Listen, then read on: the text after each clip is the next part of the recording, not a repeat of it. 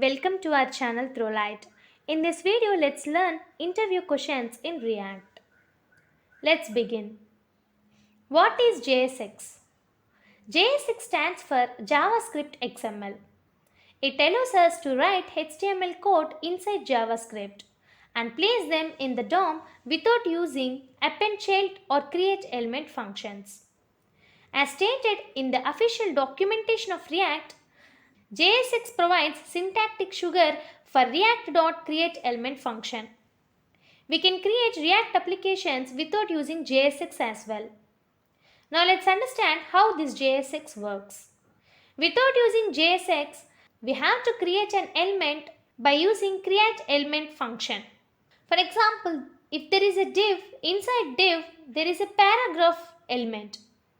To create this without using JSX, we need to do with createElement function. So for that, React.createElement with this paragraph tag and the text inside the paragraph. Now we need to surround this paragraph with div.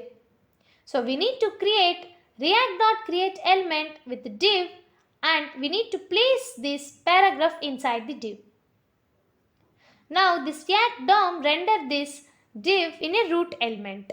So by using JSX, we can simply write paragraph tags inside the div tag. We can use direct HTML code inside this JavaScript by using JSX. Next interview question. What are the differences between functional and class components? Before the introduction of hooks in React, functional components were called stateless components and were behind class components on feature basis. After the introduction of hooks, functional components are equivalent to the class components. Although functional components are the new trend, the React team insists on keeping class components in React. Therefore, it is important to know how these both components differ. Now let's compare functional and class components. First one, declaration. Functional components are nothing but JavaScript functions and therefore that can be declared using arrow functions or using a function keyword. Now declaring the function component using a function keyword.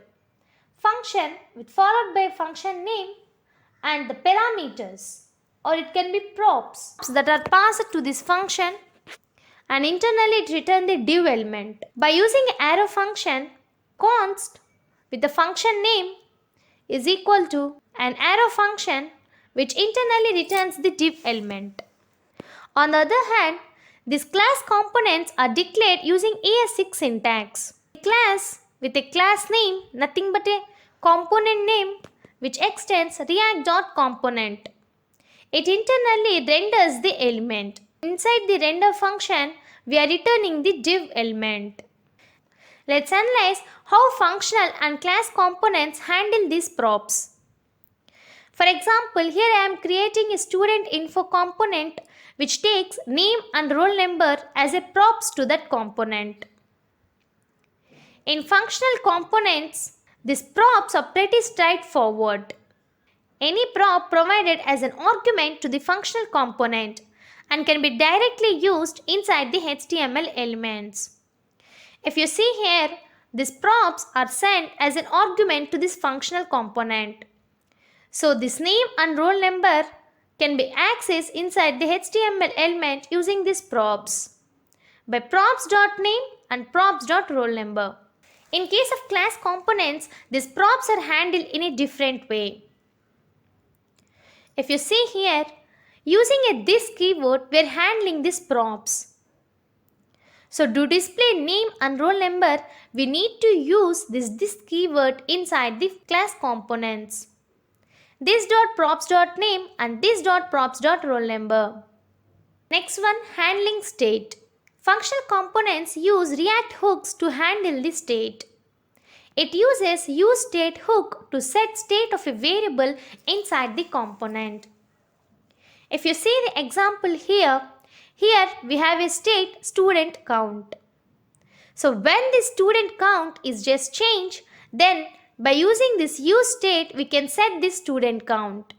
Since useState hook returns an array of two items, the first item contains the current state and the second item is a function used to update that state.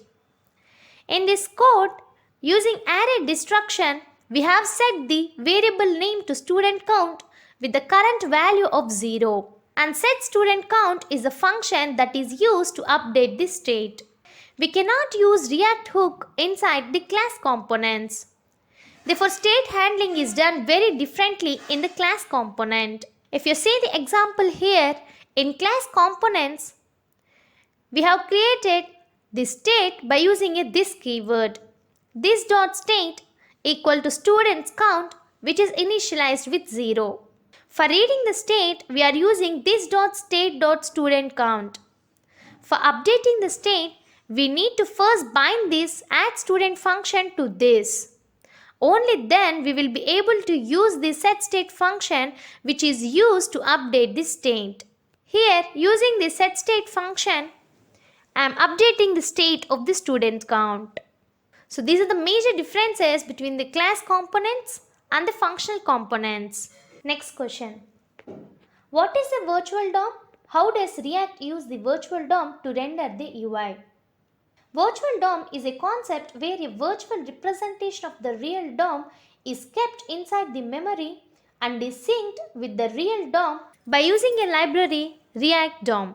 Why was virtual DOM introduced? DOM manipulation is an integral part of any web application. But DOM manipulation is quite slow when compared to other operations in JavaScript. The efficiency of the application gets affected when several DOM manipulations are being done. Most JavaScript frameworks update the entire DOM even when a small part of the DOM changes. For example, consider a list that is being rendered inside the DOM. If one of the items in the list changes, the entire list gets rendered again instead of just rendering the item that is updated or changed. This is called inefficient updating. To address this problem of inefficient updating, the React team introduced the concept of virtual DOM. Now let's see how it works. For every DOM object, there is a corresponding virtual DOM object copy which has the same properties. The main difference between the real DOM object and the virtual DOM object is that any changes in the virtual DOM object will not reflect on the screen directly. Consider a virtual DOM object as a blueprint of the real DOM object. Whenever a JSX element gets rendered, every virtual DOM object gets updated. React uses two virtual DOMs to render the user interface. One of them is used to store the current state of the object and other is used to store the previous state of the object. Whenever the virtual DOM gets updated, React compares the two virtual DOMs and gets to know about which virtual DOM objects were updated. After knowing which objects are updated, React renders only those objects inside the real DOM instead of rendering the complete real DOM. This way, with the use of the virtual DOM, React solves the problem of inefficient updating. One may think updating every virtual DOM object may be inefficient, but that's not the case. Updating the virtual DOM is much faster than updating the real DOM, since we are just updating the blueprint of the real DOM. Next question. Explain strict mode in React. Strict mode is a tool added in the version 16.3 of React to highlight potential problems in the application. It performs additional checks on the application. To enable strict mode, React.StrictMode tags need to be added inside the application. If you see here, I have added React.StrictMode inside the application. Now let's understand how this strict mode helps. It helps in identifying components with unsafe lifecycle methods. Certain lifecycle methods are unsafe to use in asynchronous React applications. With the use of third-party libraries, it becomes difficult to ensure that certain lifecycle methods are not used. It also helps in warning about the usage of legacy string API. If one is using an older version of React, callback ref is the recommended way to manage refs instead of using string refs.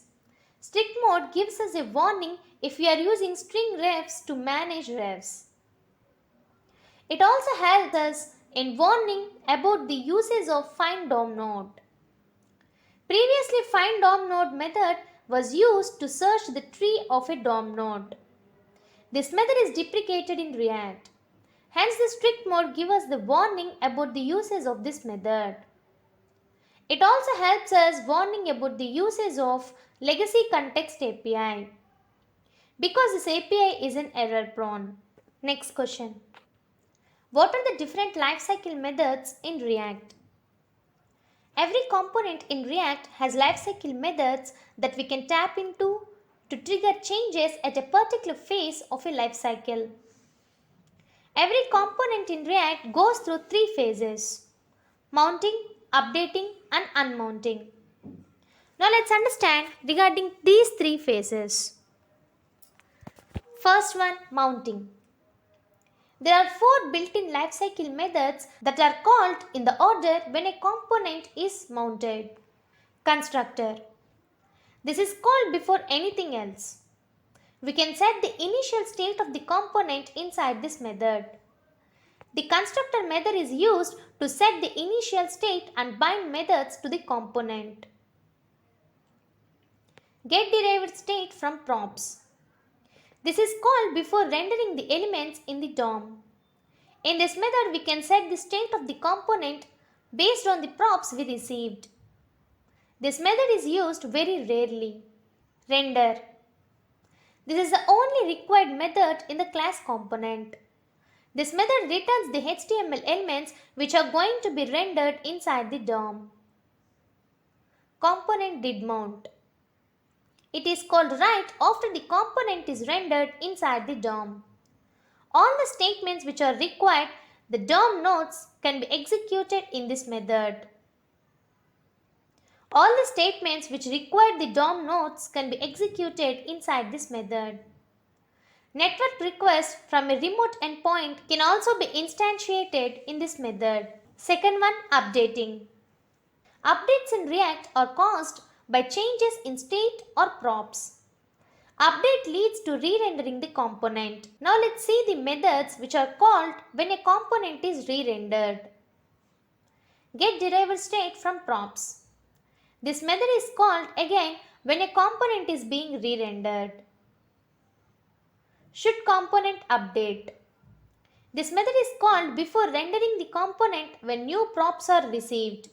It lets React know if the component's output is affected by the newly received props or by the state change. By default, it returns true. Render. To re-render the HTML inside the DOM, the render method gets called again. Get snapshot before update. This method is called just before the newly rendered HTML gets committed to the DOM. It stores the previous state of the component so that React has idea of which parts of the DOM needs to be updated. Component did update. It is called after the component gets re-rendered. This method works just like the component did mount method. The difference is that this method does not get called on initial render. Last one is unmounting. Component will unmount. This method is called just before the component gets destroyed. Any cleanup statements should be executed inside this method. Let's learn some more interview questions in React in our next video. Stay tuned to our channel for latest videos and don't forget to subscribe our channel through Light.